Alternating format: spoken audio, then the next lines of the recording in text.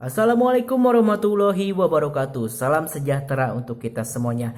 Di video kali ini kita akan bahas si sang legenda. Sesuai dengan di hadapan kita kali ini ada si sang legenda yaitu PlayStation PS1, PS1 atau PXX atau apapun itu disebutnya, yang penting namanya untuk ditujukan untuk ke barang ini. Barang ini terlahir atas sakit hati Sony kepada Nintendo.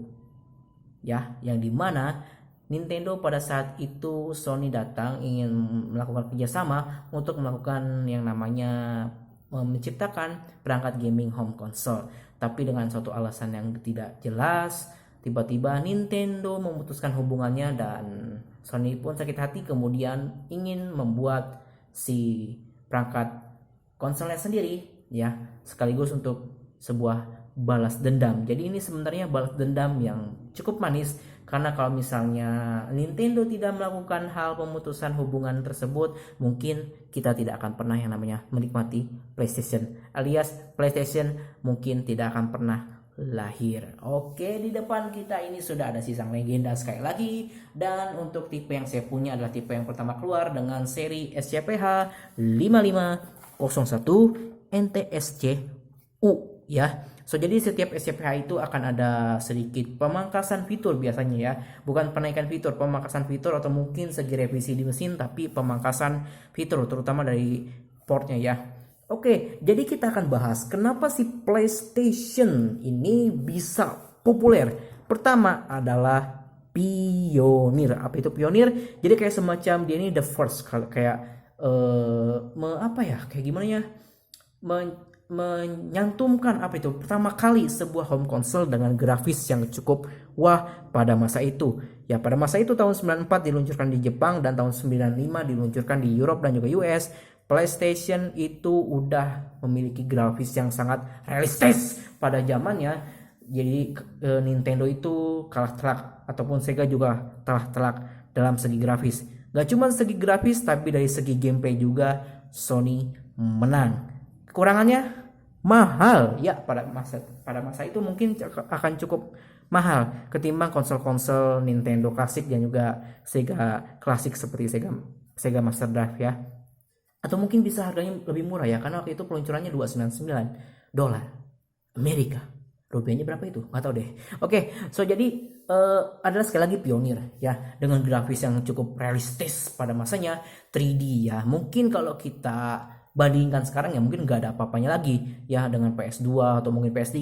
Tapi pada saat itu grafis itu sekali lagi udah cukup oke, realistis, ya. Tangan gini-gini doang, ya. Kalau udah gini nggak bisa gini, atau gini nggak bisa gini.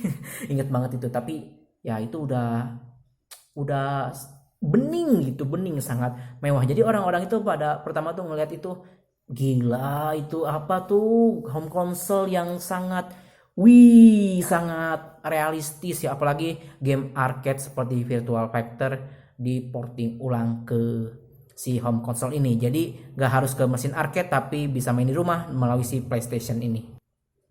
Dan juga game-game yang sangat ikonik seperti Winning Eleven atau game-game hardcore yang sangat ikonik seperti Resident Evil. Jadi nggak cuma untuk anak-anak konsol ini, tapi juga untuk para orang dewasa dan remaja yang ingin hardcore gamer ataupun game yang gore atau game yang serius, ya. Jadi lengkap udah seperti PlayStation ini, ya.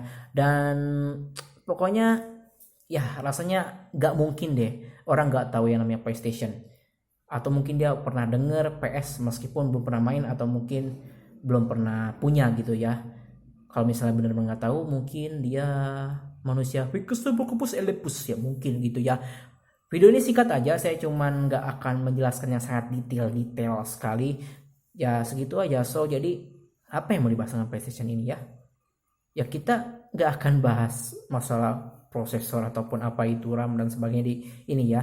Kita hanya akan membahas itu aja tadi, ya, tentang si PlayStation ini bisa populer di dunia dan di Indonesia. Meskipun secara ofisialnya tidak dijual di Indonesia, tapi ya masuk ke Indonesia mungkin karena jalur samping, ya. Jadi mungkin ada orang bule yang jual, ataupun barang PlayStation itu rusak, kemudian dirakit lagi, dibenerin lagi, lalu dijual di Indonesia, tapi dengan kondisi udah dibajak, jadi bisa main game bajakan supaya murah, ya.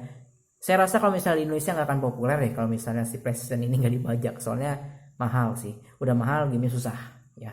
Tapi kalau untuk sekarang era PlayStation 4 udah resmi, jadi jangan membajakan ya.